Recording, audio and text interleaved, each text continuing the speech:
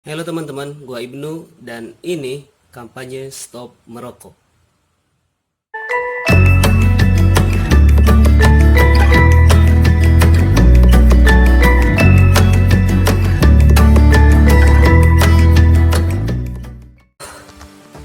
Baik teman-teman, kali ini gua akan membahas satu masalah yang ada di lingkungan kita pada saat ini yang mungkin akan menjadi perdebatan di semua kalangan, baik kalangan dewasa, remaja maupun anak kecil. Karena dari tiga kalangan ini kita melihat fakta di lapangan bahwa ketiga kalangan ini semuanya itu ada yang merokok. Kenapa gua bahas tentang rokok ini? Karena gua adalah mantan perokok. Kenapa gua jelasin bahwa gua mantan perokok? Karena para perokok biasanya tidak akan mendengarkan nasihat-nasihat orang yang bukan perokok. Kenapa gua bilang seperti ini? Karena gua mengalami itu. Dan teman-teman gua dan lingkungan semuanya, lingkungan gue yang merokok itu semua menolak nasihat dari orang yang bukan perokok, dan mereka menganggap bahwa mereka yang menasihati itu bukan golongan kita. Jadi siapa lu? Kenapa lu ikut-ikutan di kelompok kita, di kelas kita? Ibaratnya ada, kita udah bikin kelas, misalnya kita punya kelas, kemudian tiba-tiba datang satu orang yang bukan dari organisasi, bukan ada kepentingan lain. Ini orang tidak dikenal masuk ke kelas kita, kemudian menyuruh kelas kita untuk tidak pulang sampai malam hari. Pasti setiap orang di kelas itu akan menolak perintah orang yang datang ini, orang yang memerintah. Bahkan sekelas juga tidak tahu siapa dia. Itulah logika berpikir dari kita, kalian, saya, kita semua yang dulunya merokok. Lantas di sini apa yang ingin saya highlight dari masalah rokok ini? Yang mana biasanya para penasehat, orang yang katakanlah menyayangi kita, mereka selalu meng-highlight dari perspektif kesehatan. Padahal ini yang harus kalian tahu, padahal pada perokok ini sama sekali tidak mempedulikan kesehatan mereka. Mereka menganggap bahwa badan atau diri mereka sehat-sehat saja, tidak ada yang salah, tidak ada yang mereka alami gangguan dari badan mereka. Karena ya memang penyakit di paru-paru itu terasanya nanti ketika sudah tua, ketika sudah beraktivitas berat. Jadi untuk mereka saat ini ya yang hanya rutinitasnya begitu-begitu saja, mungkin tidak akan terasa. Jadi di sini gue ingin meng-highlight dari perspektif bukan kesehatan. Oke, gue udah mau buat video tentang permasalahan rokok ini, tapi karena emang brengseknya gue pemalas, jadi nggak buat videonya. Padahal kalau kita tarik mungkin ini menjadi ilmu untuk sebagian orang yang menonton video ini. Tapi dari malasnya saya, ternyata Allah berikan jalan. Allah memberitahu saya bahwasannya ayo dong buat videonya segera, karena sudah memang kondisi lingkungan, kondisi alam juga udah rusak ya, udah tidak seger lagi udaranya, tidak segar. Jadi awalnya dari dosen saya mempublish permasalahan rokok, kemudian saya lihat, saya ingat bahwa saya ingin buat, tapi dari situ memang nggak ada keinginan untuk sharing ke publish. Tapi untuk kedua kalinya Allah ingatkan dari teman saya men-share video tentang satu keluarga di dalam rumah merokok, ya rokoknya herbal, merokok untuk mengatasi masalah corona. Inilah yang membuat saya akhirnya membuat video. Mungkin karena ya Allah juga udah gemes ya sama saya, nggak buat video, kok kamu bisa meninggalkan kemaksiatan tapi nggak sharing ke orang lain gitu lah. Mungkin istilah bahasanya begitu. Akhirnya saya meninggalkan rokok, yaitu yang pertama bahwasannya merokok ini sudah bukan zamannya lagi. Mengapa begitu? Karena lihatlah teman-teman, di zaman sekarang itu zaman modern, zaman berpikir visioner, bahwasannya orang-orang sudah meninggalkan sedotan plastik teman-teman, sudah meninggalkan bahan-bahan plastik, sudah meninggalkan styrofoam. Itu adalah bahan-bahan yang merusak lingkungan, sedangkan kita masih terus saja merokok teman-teman. Bahkan ada yang baru terjun ke dunia perokokan ini, ke dunia rokok ini teman-teman, baru coba belajar menghisap. Apa ini teman-teman? Di zaman sekarang, zaman yang dimana polusi udara ini sudah semakin parah teman-teman. Orang yang meninggalkan sedotan plastik, styrofoam, semuanya udah ganti ke stainless steel, kita malah merokok teman-teman. Ya Allah, bayangkan teman-teman, mau Islam, mau Kristen, mau apapun agamanya, tetap saja teman-teman, lingkungan itu milik bersama. Yang kedua adalah, tahukah teman-teman bahwasan rokok atau asap rokok ini mencemari lingkungan 10 kali lipat dibandingkan asap kendaraan. Ini dia datanya. Nah teman-teman, inilah datanya. Penelitian ini dilakukan oleh Dr. Giovanni Invernizzi dan timnya, teman-teman. Dia ini ingin membuktikan tentang polusi yang ada di garasi mobil, teman-teman, membandingkan antara mesin diesel dengan asap rokok, teman-teman. Yang pertama, dia menyalakan mesin dieselnya selama 30 menit di garasi dengan pintu tertutup nih, teman-teman. Nah, sesudahnya perokok diteliti sama dia nih, teman-teman, sama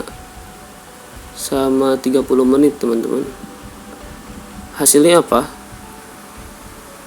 Ternyata hasilnya adalah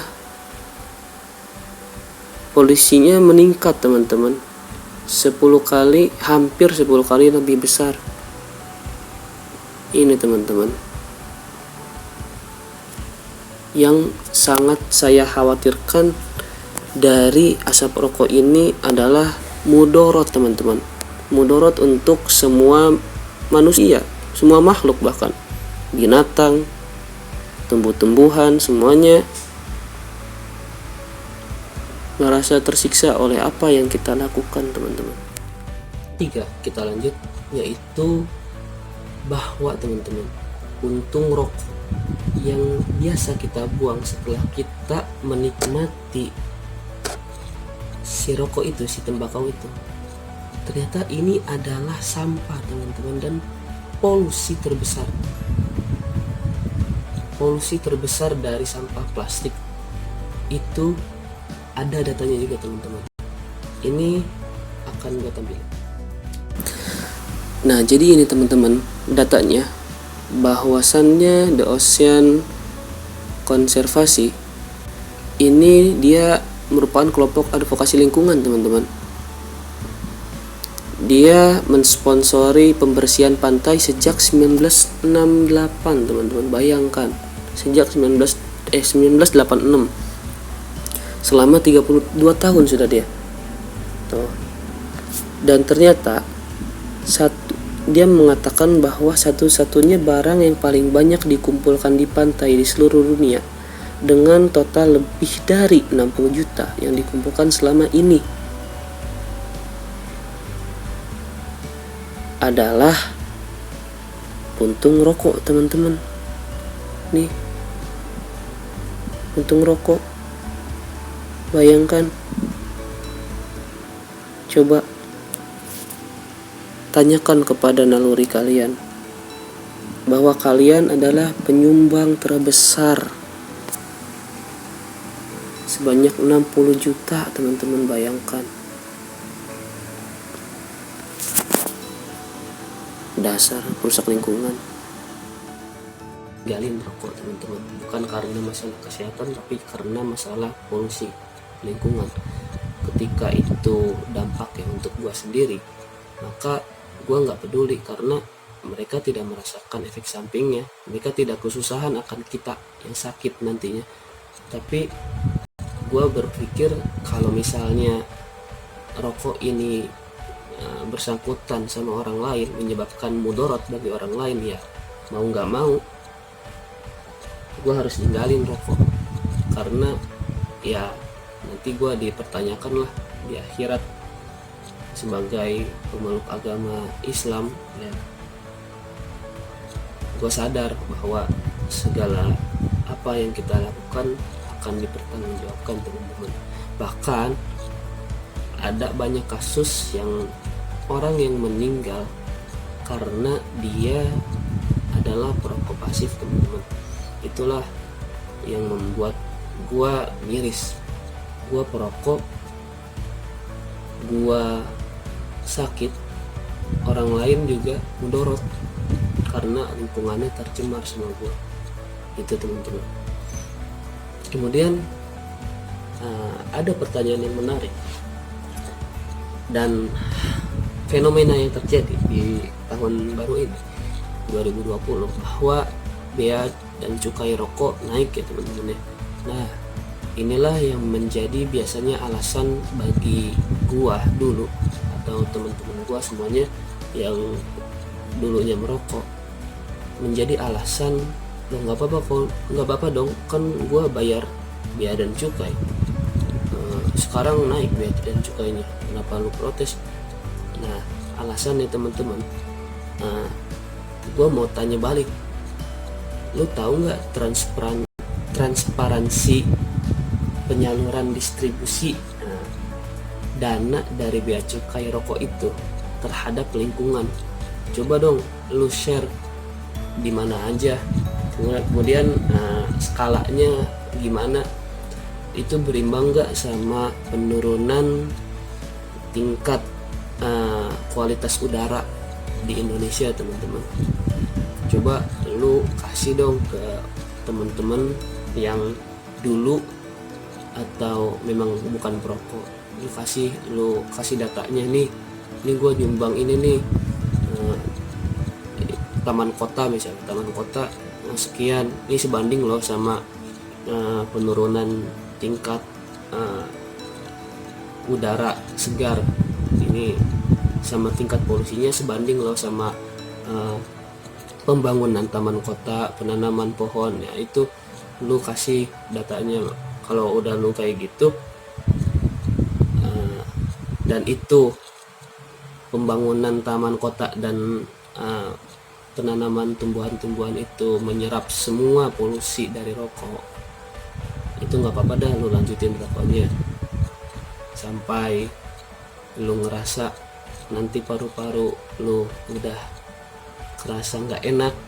Nah, ya silahkan lanjut, teman-teman. Tapi kalau misalnya lu nggak dapat datanya, ini pembangunan taman kota, penanaman pohon dari dana bea dan cukai rokok itu relevan dengan tingkat polusi pada saat ini, tolong kalau bisa berhenti merokoknya, teman-teman.